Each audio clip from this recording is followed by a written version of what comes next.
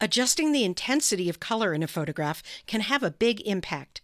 In this video, we'll explore how to do that with a vibrance adjustment. You can follow along with this image from the practice files for this tutorial. First, whenever you're applying a direct adjustment to an image, you want to make sure that you have the layer selected that contains the image. Here, we just have a single layer in this photograph, so it's not a problem. But if you have a multi-layer image, then you should check the Layers panel first. Now, let's say that we want to make the color of this weaver's sweater richer or more intense.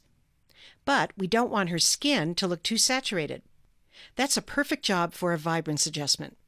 To apply a vibrance adjustment, I'll go up to the Image menu, choose Adjustments, and here there are two kinds of adjustments that would affect color intensity. There's vibrance and there's hue saturation.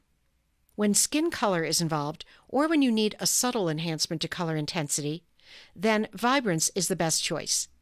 We'll cover hue saturation and talk about when it's most useful in another video in this tutorial.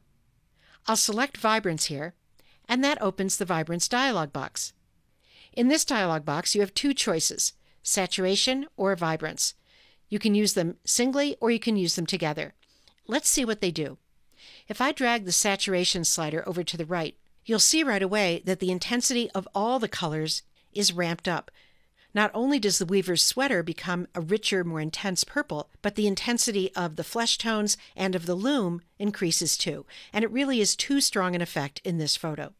So I'm going to put saturation back to 0. I'll just type 0 in its value field.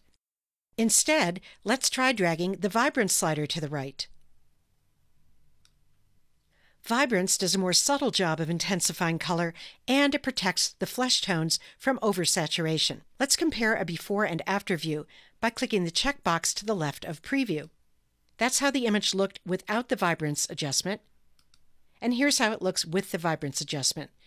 We've managed to make the sweater a stronger purple without overdoing the subject's face and the color of the wood.